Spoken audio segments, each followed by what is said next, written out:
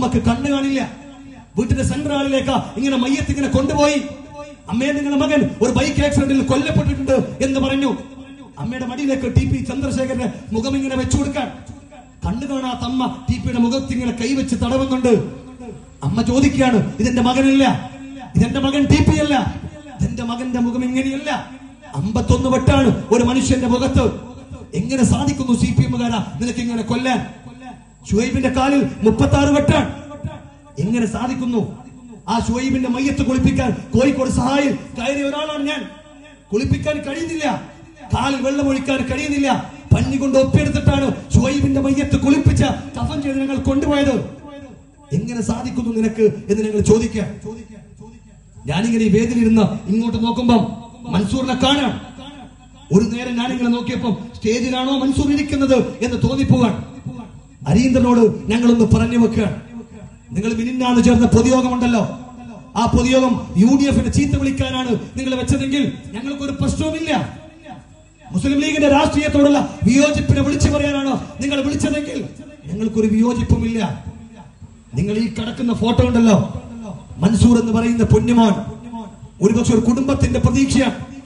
നിങ്ങൾ ചോദിച്ചില്ലേ, എന്തേ ജാബിറിനെ കല്യാണം വിളിക്കാത്തത്, എന്തേ സുഹൈലിനെ കല്യാണം വിളിക്കാത്തത്? ഹരീന്ദ്രൻ, ഞങ്ങളൊന്ന് പറയാം, ഈ പുല്ലോക്കരയിൽ മൻസൂറിന്റെ കൊലപാതകത്തിന് ശേഷമുള്ള കല്യാണം നിങ്ങളൊന്ന് എണ്ണിയെടുക്ക്, ഓരോന്നും എണ്ണിക്കോ.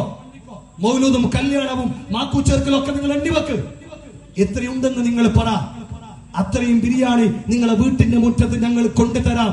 എന്നാൽ അത്രയും ബിരിയാണി മൻസൂറിന്റെ കബറിന്റെ മുകളിൽ കൊണ്ടുവച്ചാൽ, ആ മൈലാഞ്ചി ചെടിക്കയിൽ കൊണ്ടുവച്ചാൽ മൻസൂർ തിരിയുമോ അത് ബിരിയാണിയാണ്?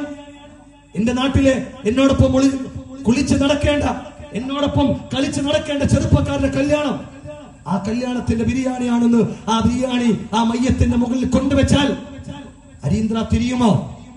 ഒരു ബിരിയാണി പൊതിക്കാണ് നീ വർത്തമാനം അത്രയും പറഞ്ഞത്. ഞങ്ങൾ ആ ചെറുപ്പക്കാരെ കല്യാണത്തിന് വിളിക്കാത്തത് ഡ്രസ് സെലക്ഷന്റെ പേരിൽ, അപ്പുറം ഇപ്പുറം കളർ മാറിയതിന്റെ പേരിലല്ല, അതിർത്തി തർക്കത്തിന്റെ പേരിലല്ല.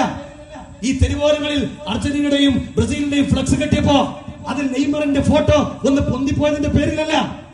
ഉമ്മയോടൊപ്പം കളിച്ചു നടക്കേണ്ട പൊന്നുമോൻ, ഈ തെരുവോരങ്ങളിൽ അവന്റെ യൗവനം കളിച്ചു തീർക്കേണ്ട ഒരു പൊന്നുമോൻ, ആ പൊന്നുമോനെ ഒരു ദാക്ഷ്യമില്ലാതെ കൊന്നുകളഞ്ഞ 6 അടി മണ്ണിലേക്ക് 3 കഫംപുടയിൽ പൊതിഞ്ഞ ഒരു മയ്യത്തായി മൻസൂറിനെ കൊണ്ടുവച്ചതിന്റെ പേരിലാണ് പൊന്ന അരീന്ദ്ര നിന്നെയും നിന്റെ കൂട്ടാളികളെയും കല്യാണത്തിന് വിളിക്കാത്തത് എന്ന് ഓർമ്മ വേണം. അതിങ്ങനെ മനസ്സിൽ തട്ടി നിൽക്കണം.